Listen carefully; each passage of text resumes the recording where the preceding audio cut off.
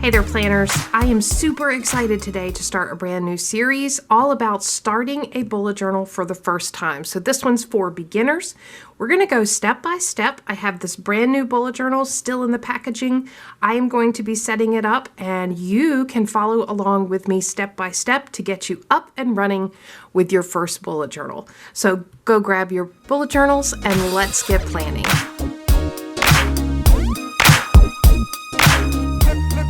So I have this brand new bullet journal and I have some very basic supplies which I'm going to go through. These are supplies that if you're getting ready to set up a bullet journal, you might want to consider getting. Quite honestly, all you need is a book and a pen. That's really it. But you can add just a couple of other supplies and help you get up and running. You know, I'm going to be walking through step by step how I would set up a brand new bullet journal if I was just starting out all over again. What I want to say in this first video in this series is that there are many forms of bullet journaling. And so you can have very minimal, you can have very artistic, you can have somewhere in between, you can have everything hand-drawn, you can have printables as I use in my own bullet journal now. You can have some combination of the two. There are so many variations, and so what I want to make sure I say right from the beginning in this series is that there is no right way to bullet journal. Bullet journaling is completely personal, and you tailor the method for what meets your needs. So having said that, I will go ahead and start this series by setting up some of the first pages in this bullet journal and talking through some of the foundational elements, like what is a bullet journal, some of the basic supplies, and where you can find more information. I'm going to have lots of things linked down in the description box below for your reference to help you get up and running. And I will continue to link all of the videos in this series in all of the description boxes so that you can hop around as you need to. So as I open up this brand new bullet journal, I want to start with some of the foundational information. So bullet journaling the method itself was actually developed by a gentleman named Ryder Carroll. And you can go to bulletjournal.com, which I do have linked down in the description box below, to learn all about the original method. It is very minimalist. It is just a basic notebook, a pen, and a method for kind of creating your own planner and keeping up with the things you need to keep up with. Outside of that, there are many variations of bullet journaling. So you can search Pinterest, you can search Google, you can look on Instagram, you can find inspiration and different variations of the original method everywhere. But it's important to keep in mind where it came from, and you know, bullet journaling really is the creation of Ryder Carroll. So outside of the notebook, there are various things you may want to add in and things that I have here with me. One, whiteout. I don't bullet journal without whiteout because things change and I make mistakes. So I like to keep whiteout pretty handy. You need a pen of some kind. This is one of my favorite pens right now. And so I'm going to be using this one. This is a Uni Jetstream multi-pen. So I have different colors as well as a pencil here available, and you will find penciling sometimes. It's very handy in bullet journaling when you're trying to map out where you want things to go. I like to keep a ruler handy because measuring or just helping me draw straight lines, sometimes that's important, so I've got that here. And then the other thing I have are some zebra mild liners. You can use any highlighters, and again, this is completely optional, but they're good for decoration and just some simple showing different things on the page. So those are the very basic supplies that I have with me to get started. So let's talk about this notebooks. Now, Minimalism Art is a brand that I discovered years ago on Amazon. And I have used the B5 size with the dot grid paper. It's 120 GSM, which is fantastic paper. You're not going to run into a lot of problems with bleeding or any ink seeping through. It's really good quality paper, and the price is always excellent. I've used the B5 size, which is about the size of a composition notebook. This is the first time I have used the smaller A5 size. So this is actually 5 inches by 8 1/3 inches, and there are 122 pages. They are numbered, and we'll talk a little bit about why that's important. And it does have the dot grid, which is the traditional paper used for bullet journaling. The cover is hard. There are lots of color options. I got it in this pink option because I just thought it was really pretty. And so I've not used this notebook before, so this is brand new to me.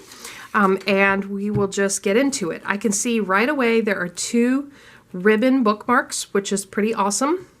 And they're the right length. One thing I always look for in bookmarks is, are they too short? Because I like to bring them around the corner when I am pulling open the book. And so having the right length is kind of important if you want to use them that way.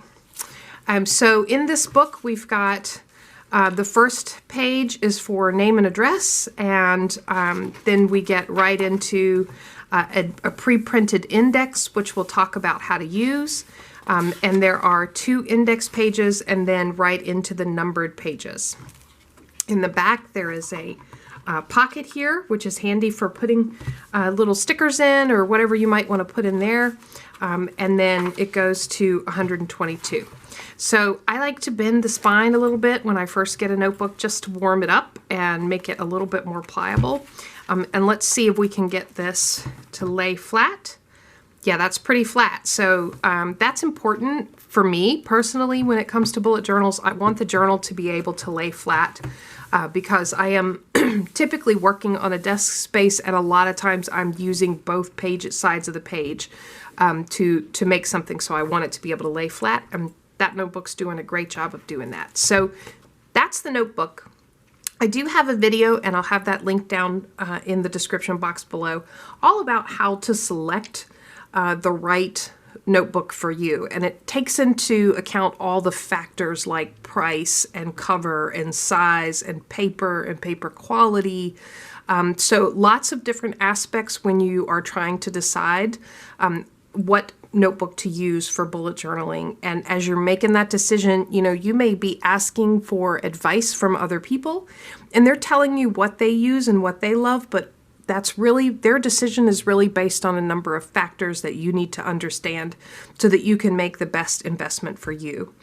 So go check that video out if you want to learn more about how to select the right notebook. To me, this is a great notebook. This was $10 on Amazon, so not a huge investment if you're just getting started to test out. You can spend a lot more money than $10 on a bullet journal notebook from some brands. So I think this brand is great. It's easy to access on Amazon. I've never seen them be out of stock, and there's a lot of color options. So this is a great beginner one. As I'm going through the setup and each of the videos in the series, I will be referencing things that I have on a Pinterest board titled Bullet Journal Setup. So if you're looking for more ideas as I'm going through each step in this bullet journal setup series, go check out that Pinterest board. It's linked down below. You can get a lot more ideas, just visual images of different ways to do the aspects of setting up a bullet journal. All right, so now that we have covered the notebook and the supplies, let me tell you a little bit about what all is going to be included in this series. So I am going to talk about setting up a key. A bullet journal key is important to help you be able to use the bullet journaling method, and it's really just signifiers that help you understand shorthand notes that you're taking. I'm also going to talk about how to set up an index. This bullet journal actually comes with a setup index, and so I'm going to talk about how to use that. We're going to talk about future log, yearly pages, monthly pages, weekly pages, daily pages, collections, trackers, and all kinds of extras. So we're going to go step by step, and I'm actually going to be setting those up for you in this notebook so that you can see how I would do it. And hopefully that gives you some good ideas. If you are brand new to bullet journaling, you may want to go step by step through this process with me for the first time, and it will help you kind of understand what you like and don't like. And we'll do a lot of Q&A, so as we go through, if you have any questions, leave those down in the comments below.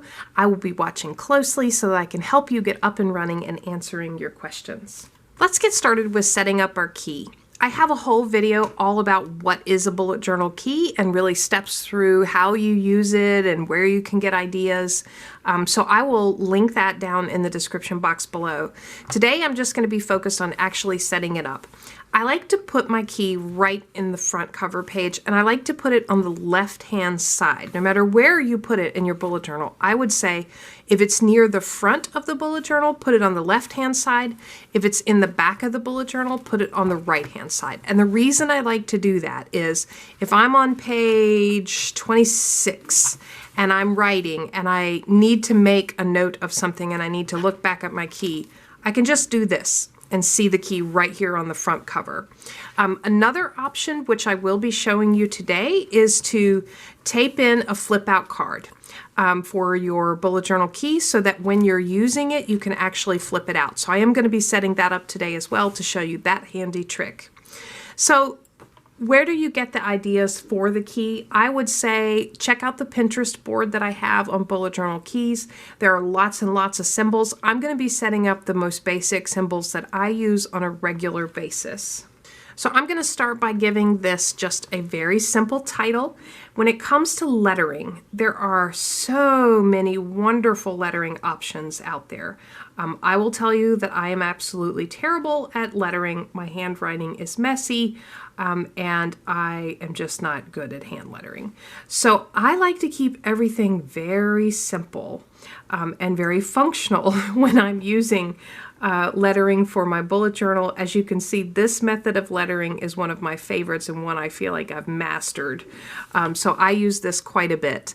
And sometimes I'll come in and add, just a little bit of color just to make things, just pop a little bit. All right, so now that I've got the title set up, I'm actually going to start drawing out my bullet journal signifiers. So the first thing I like to start with are the actual bullets that I would use when I'm making notes or trying to denote something on a calendar or a weekly spread or a daily spread. And those are to-dos, which I use boxes for.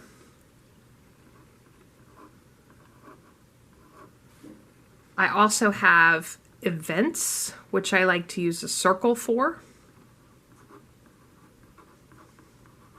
I also use meetings, which I use a triangle for.